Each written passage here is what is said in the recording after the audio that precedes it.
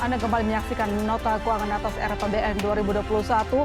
Tadi Presiden Joko Widodo menyampaikan pertumbuhan ekonomi Indonesia optimis sekali 4,5 sampai 5,5%, saudara. Dan inflasi juga dijaga sekitar 3%. Sementara penerimaan negara diproyeksikan akan 2.747,5 triliun rupiah. Dan untuk belanja 2.747, artinya defisit lebar 5,5% dari PDB, saudara. Nah, bagaimana sebenarnya angka ini bisa muncul? Apakah secepat itu ekonomi Indonesia membaik? Saya akan bertanya kepada Kepala Kebijakan Fiskal, Badan Kebijakan Fiskal, Febrio Nathan Kacaribu. Pak Febrio. Ya. Pak Febrio, ini seperti yang saya sebutkan sebelumnya, Presiden Joko Widodo sudah mengumumkan pertumbuhan ekonomi 2021 4,5 sampai 5,5%. Dan tadi katanya untuk mengandalkan konsumsi domestik dan juga pelebaran investasi begitu. Apakah secepat itu ekonomi kita membaik di tahun 2021? Peluangnya besar sekali untuk kita bisa pulih, tapi tetap dengan risiko. Ini memang kami selalu sebutkan disclosure-nya. Risiko terbesar kita adalah COVID-19-nya belum tahu kapan berakhirnya. Vaksin itu harus segera diketemukan dan yang kita dapat sejauh ini adalah kuartal 1 2021. Tetapi tetap juga masyarakat mungkin harus juga kita kelola ekspektasinya. Jangan sampai kemudian ketika vaksin sudah ada, lalu kita menganggap semuanya sudah aman. Karena vaksin itu best practice-nya 7-8 tahun baru kemudian vaksin itu 100% efektif. Saat ini umat manusia seluruh dunia sedang berusaha untuk menemukan vaksin secepat mungkin. Dalam konteks ini timeline-nya 18 bulan. Ini suatu pencapaian yang luar biasa kalau memang berhasil. Sehingga kemungkinan besar kalaupun nanti kita dapat vaksin di kuartal 1, itu belum akan 100% efektif. Jadi kita juga harus tetap kelola risiko ini. Apa yang terjadi, apa yang harus dilakukan oleh pemerintah ketika ternyata sektor-sektor perekonomian tertentu itu masih belum tidak akan bergerak dengan penuh. Contohnya sektor pariwisata itu masih akan sangat berat. Sektor restoran misalnya. Kita buka restorannya, 50% kapasitasnya tempat duduknya boleh diisi. Bioskop kalaupun dibuka, 50% kapasitasnya. Demikian juga nanti dengan fasilitas-fasilitas umum lainnya, transportasi, bus dan sebagainya, kereta api, udara dan sebagainya.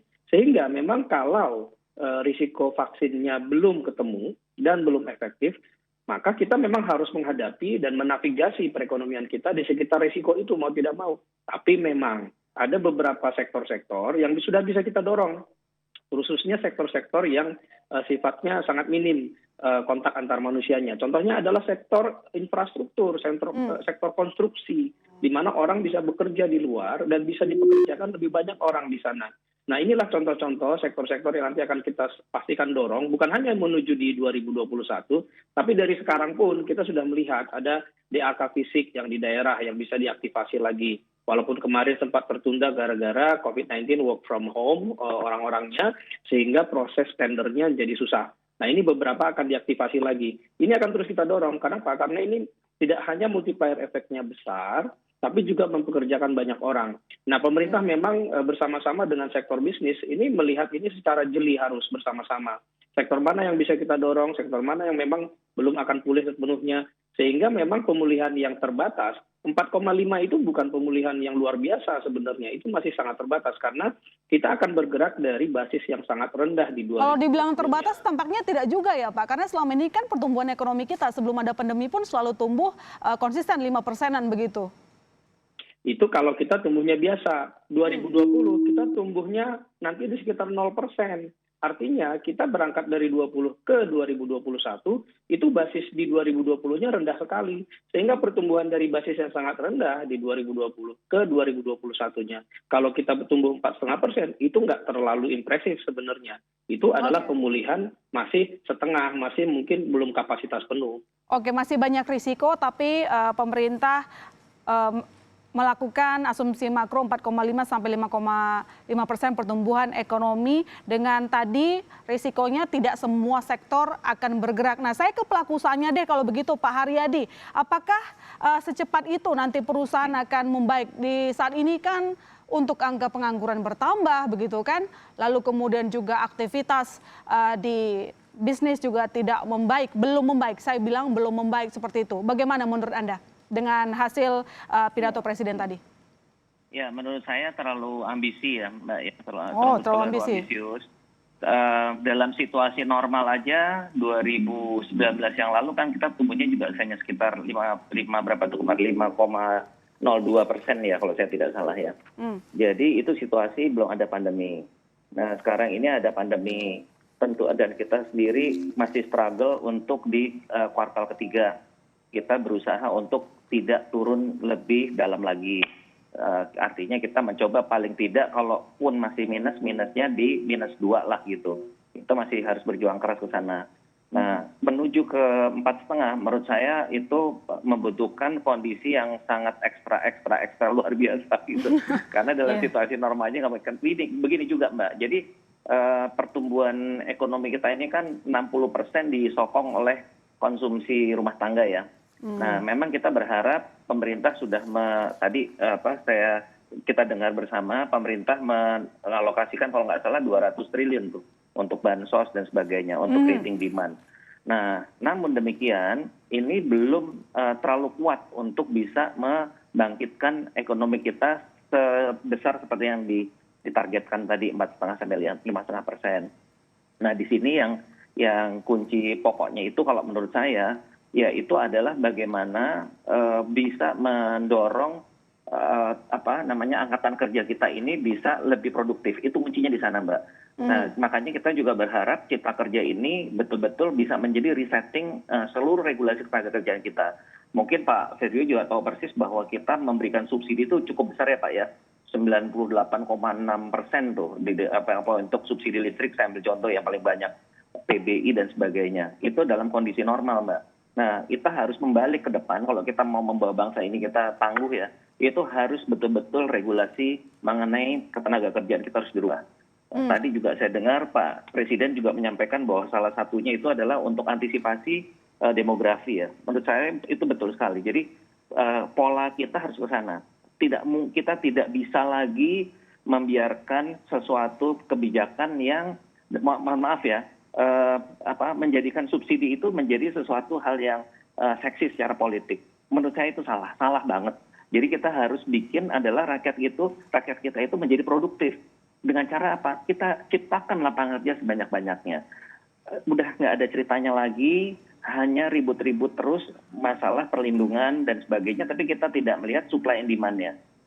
Data-data sudah menunjukkan semua bahwa terjadi penyusutan lapangan kerja sangat signifikan.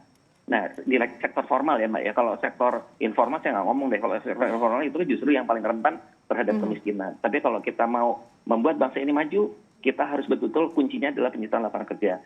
Saya setuju sekali dengan Pak Febrio tadi, memang kendala paling utama dari COVID-nya sendiri. Selama COVID ini belum bisa kita tuntaskan, memang kita dibayang-bayang kondisi yang bisa menghambat ya. Maka dari itu kami sampaikan tadi bahwa target itu terlalu ambisius kalau 4,5 sampai 5,5%. Kalau perkiraan kami bisa plus 2%-nya udah bagus gitu loh. Oh, 2% aja udah bagus, jauh sekali ya dari proyeksi pemerintah. Ini kan dari perspektif kita nih ya pelaku usaha ya Mbak ya. Segitu nggak pedenya ya Pak ya? Bukan nggak pedenya, karena banyak hal. Ini kan juga kita dengan memperlebar defisit ini kan juga mengandung beban baru Mbak. Oke. Ya kan ini kan juga menahan juga gitu. Jadi makanya itu saya bilang ya kita nggak usah khawatir dengan defisit dan memang itu terjadi.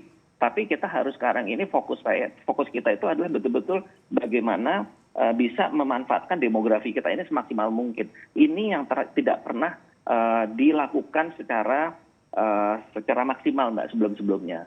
Nah, jadi mohon maaf nih kalau misalnya sekarang itu secara simpelnya gitu kita ngomong, kalau kita bicara tenaga kerja kita harus balancing supply and demand. Kira-kira gitu. Udah nggak ada lagi bicara terlalu naif gitu ya bahwa kita maunya ideal tapi ternyata rakyat kita banyak yang mengalami masalah. Ini juga sedikit juga nih pada Pak Febri juga. Misalnya saya ambil contoh sekarang pada waktu kita mau melakukan intervensi cash transfer. Kemarin sempat ada diskusi yang cukup alot juga nih. Masalah persyaratannya kalau di BPJS Tenagakerjaan itu harus tidak ada tunggakan, Mbak. Ya gimana mungkin situasi gini berupa tunggak semua kan kayak gitu. Nah, Ini sebagai contoh, itu kan indikasi juga bahwa memang terjadi permasalahan yang serius di lapangan. Nah, Oke. hal-hal yang kayak gini yang nanti kita harus ambil suatu kesepakatan untuk mendorong tadi pemulihan tadi. Demikian, Mbak. Oke, proyeksi pertumbuhan ekonomi dari pemerintah disebut terlalu optimis. Kita ulang sekali lagi pernyataan dari Presiden Joko Widodo terkait dengan asumsi makro 2021.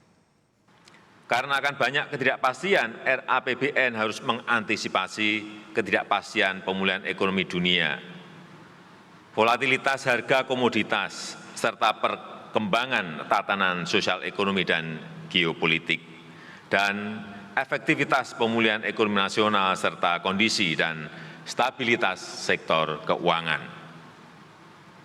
Pelaksanaan reformasi fundamental juga harus dilakukan. Reformasi pendidikan, reformasi kesehatan, reformasi perlindungan sosial, dan reformasi sistem penganggaran dan perpajakan. Dengan berpijak pada strategi tersebut, pemerintah mengusung tema kebijakan fiskal tahun 2021, yaitu percepatan pemulihan ekonomi dan penguatan reformasi. Hadirin yang saya muliakan, asumsi indikator ekonomi makro yang kami pergunakan adalah sebagai berikut. Pertumbuhan ekonomi diperkirakan akan mencapai 4,5% sampai dengan 5,5%. Tingkat pertumbuhan ekonomi ini diharapkan didukung oleh peningkatan konsumsi domestik dan investasi sebagai motor penggerak utama. Inflasi akan tetap terjaga pada tingkat 3% untuk mendukung daya beli masyarakat. Rupiah diperkirakan bergerak pada kisaran 14.600 per 1 US dollar.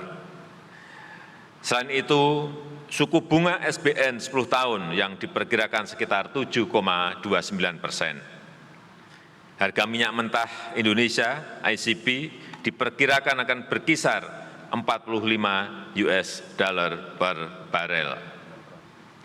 Lifting minyak dan gas bumi diperkirakan masing-masing mencapai 705.000 barel dan 1.007.000 barel setara minyak per hari.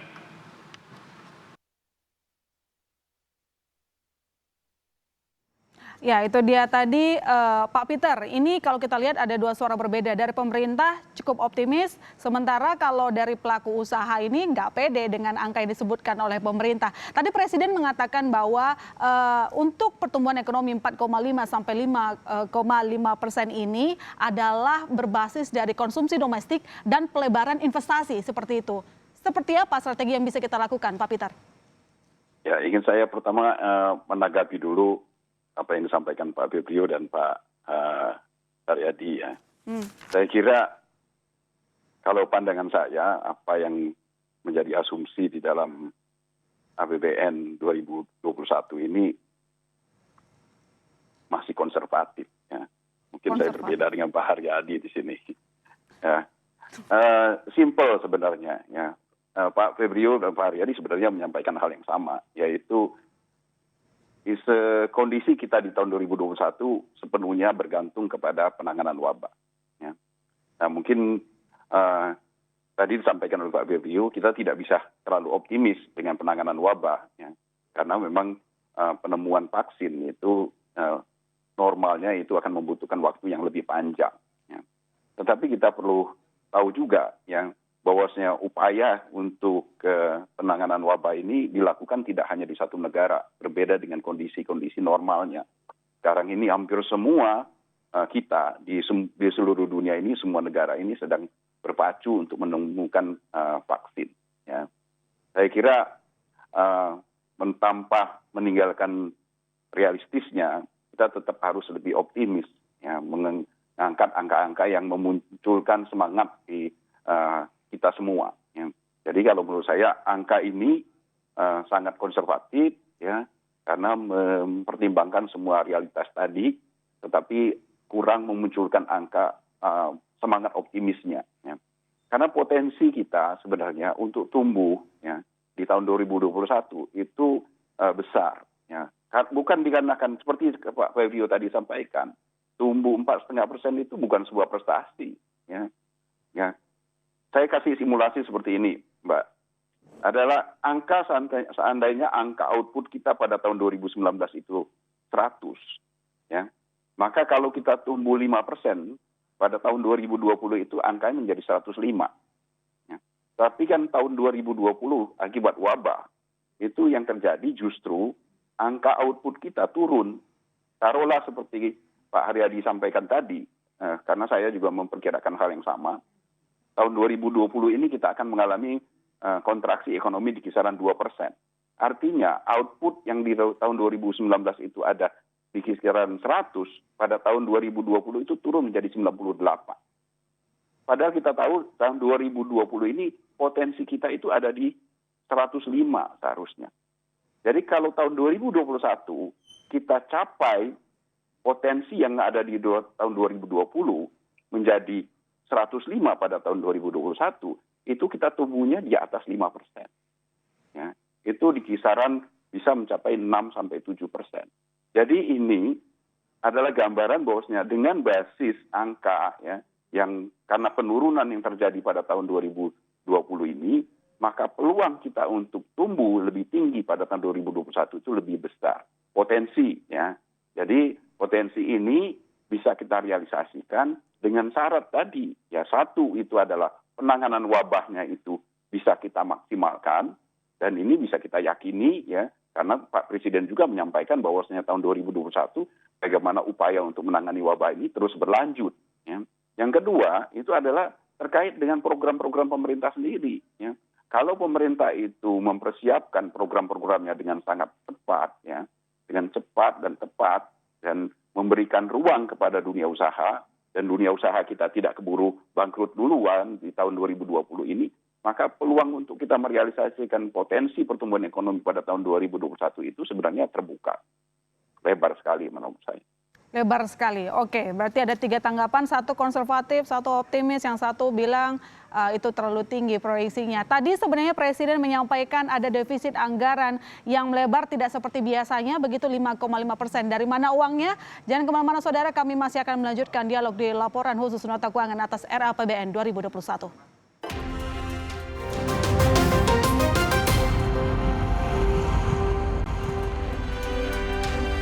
Anda kembali menyaksikan laporan khusus Nota Keuangan atas RAPBN 2021. Saudara, ada 4 program besar yang akan menjadi fokus dalam RAPBN 2021. Ketahanan pangan, penguatan sektor industri, serta pendidikan dan kesehatan menjadi 4 sektor yang dibidik dalam RAPBN tahun depan.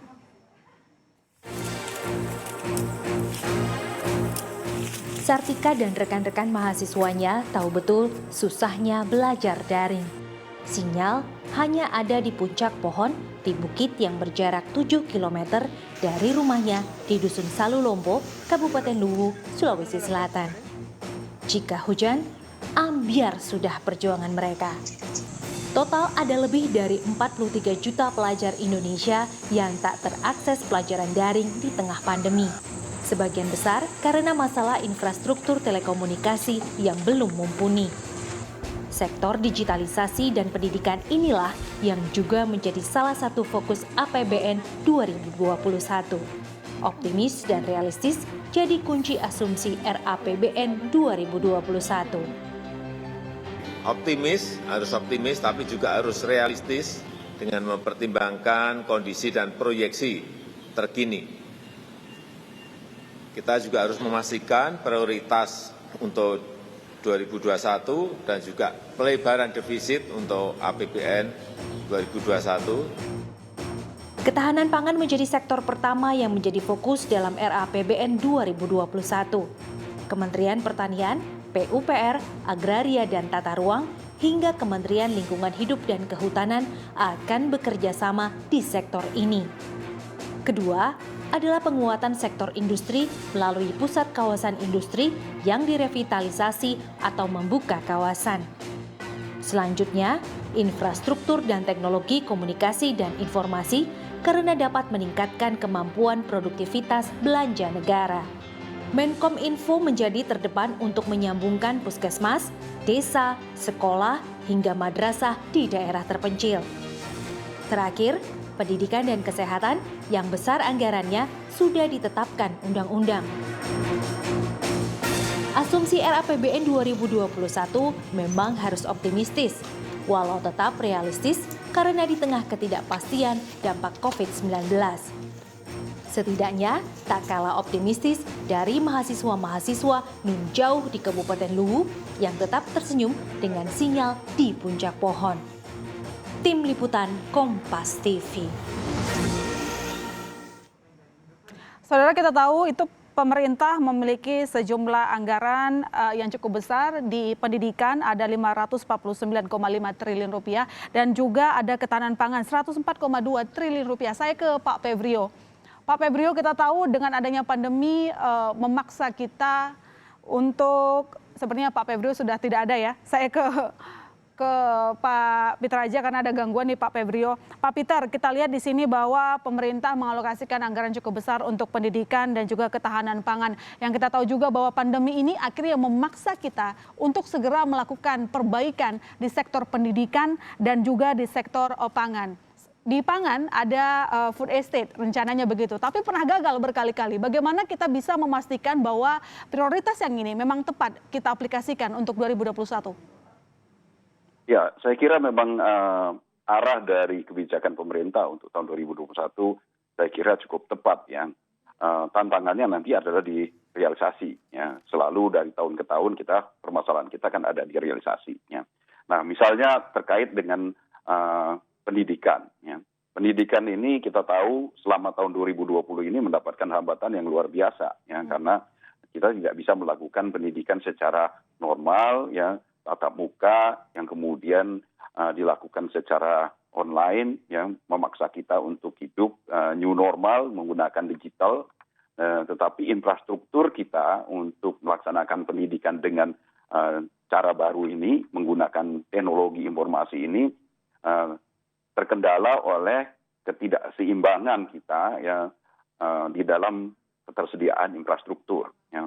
Sehingga menurut saya tahun 2021 ini harus dibenahi ya, agar supaya kesempatan untuk mendapatkan pendidikan yang lebih baik dengan menggunakan pendekatan teknologi informasi ini bisa diraih atau dirasakan oleh semua penduduk kita, oleh semua masyarakat kita. Ya. Kemudian terkait dengan ketahanan pangan, saya kira ini adalah PR besar kita ya, yang sebenarnya seharusnya sudah kita selesaikan dari waktu yang lalu. Ya. Ini harus menjadi momentum kita ya, karena di tengah kondisi wabah COVID ini salah satu yang terkena juga adalah bagaimana kita terpaksa harus memenuhi semua kebutuhan pangan kita itu melalui impor ya, sehingga ketahanan pangan saya kira adalah terkait juga dengan bagaimana kita bisa mengurangi impor di pangan ini, dan untuk itu kebijakan-kebijakan yang selama ini linier itu saya kira harus dirombak total ya. Jadi, meskipun itu membutuhkan sebenarnya kalau kesediaan pangan kan butuh jangka waktu yang cukup panjang gitu. Ya, saya kira memang demikian ya, hasilnya tidak mungkin kita bisa raih pada tahun 2021, tetapi langkah awalnya harus kita mulai ya. Apa yang sudah kita alami di tahun 2020 ini seharusnya menjadi pembelajaran bahwasanya untuk ketahanan pangan kita tidak bisa bergantung kepada impor. Ya, ini untung adalah masalah wabah, bukan masalah yang lain. Ya, tanda kutip misalnya terjadinya perang, ini akan sangat menyusahkan kita apabila kita bergantung pada negara lain untuk memenuhi kebutuhan pangan kita. Oke, yang penting dimulai dulu gitu ya Pak Peter. Pak Haryadi, ini pemerintah kan juga memberikan konsentrasinya kepada dunia usaha. Di tahun 2020 kita tahu ada PEN juga, kemudian juga ada pembiayaan jaminan kredit begitu kan, kemudian ada juga PEN korporasi. Nah, di tahun 2021 ini tadi kita mendengarkan sendiri bahwa ada anggaran untuk korporasi 14,9 triliun memang itu untuk pinjaman dan BUMN. Tetapi ada insentif usaha 20,4 triliun. Apakah pelaku usaha senang dengan yang diumumkan oleh Presiden hari ini? Kalau tadi kita kan mendengarnya kurang begitu lengkap ya. Insentif yang 20 triliun itu berbentuk apa? Kalau itu bentuknya berbentuk PPH impor, pembebasan PPH impor, Pak. Nah, itu kalau misalnya itu yang terkait dengan PPH impor, sepanjang bahwa itu untuk bahan baku itu nggak ada masalah ya. Nah, sebetulnya yang kita melihat untuk dorongan ke depan itu kan misalnya yang diperlukan itu sebetulnya adalah stimulus yang terkait dengan bagaimana kita bisa melakukan investasi substitusi impor itu untuk di dalam negeri. Nah ini yang kita sangat perlukan. Nah tapi Mbak, situasi sekarang ini kan juga dilematis gitu loh. Boro-boro kita ngomong investasi gitu kan. Yang modal kerja aja juga sekarang masih agak panjang nih pembahasannya karena pemerintah sudah memberikan program kemarin bahwa modal kerja itu akan dibantu dengan skema penjaminan. Tapi prosesnya ini kan juga perlu keyakinan dari bank juga gitu. Ini kan situasi nggak normal ya. Nah itu bicara di modal kerja aja kita cukup struggle juga. Nah bagaimana kita bicara untuk investasi. Nah ini juga suatu PR juga nih ke depan sebetulnya. Jadi kalau kita bicara korporasi, kalau hanya sebatas fiskal dan sebagainya, kelihatannya ya mungkin tidak begitu efektif ya. Saya ambil contoh misalnya PPh 25 deh. PPh 25 itu kan di 2020 udah banyak yang bermasalah tuh, banyak yang rugi. Banyak sektor yang betul-betul mencatat kerugian. Kalau rugi berarti dia di 2021 pasti kan performanya rugi. Gimana dia mau membayar bulanannya gitu, cicilan bulan berarti nggak mungkin. Nah demikian juga misalnya saya nggak tahu ya kalau misalnya kayak PPN gitu ya. Saya belum pernah dengar juga nih PPN mau ngapain misalnya gitu kan. Apakah PPN itu mau dikurangi tarifnya misalnya supaya juga ada meningkatkan daya beli masyarakat di situ. Intinya ingin mendengarkan intinya ingin mendengarkan lebih detail lagi bagaimana nanti skemanya begitu ya Pak Haryadi. Betul. Kita masih akan lanjutkan diskusi kita, jangan kemana-mana saudara, tetap di Kompas TV.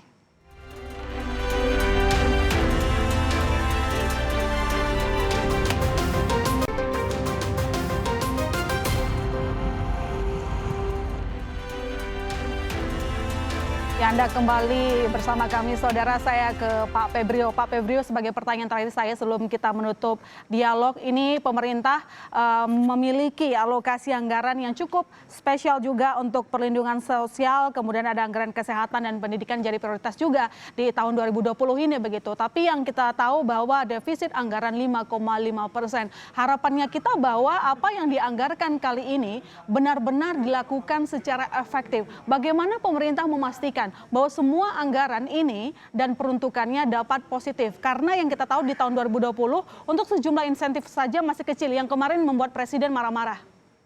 Ya pemerintahnya harus kerja keras, itu jelas. Pemerintahnya harus lebih jeli bagaimana membuat program yang benar-benar bisa jalan. Jangan terlalu rumit, jangan terlalu banyak urusan dengan birokrasinya, red tape-nya harus dikurangi, dan pemerintah harus secepat mungkin mengubah. Kalau ada program yang tidak jelas, yang tidak jalan, ya harus segera diubah menjadi lebih jelas. Ini memang akan dilakukan, sudah mulai dilakukan untuk kuartal 3, kuartal 4 ini, sehingga pencapaian target untuk pengeluaran pemerintah 2.739 triliun itu harapannya akan mendekati sampai di akhir tahun nanti.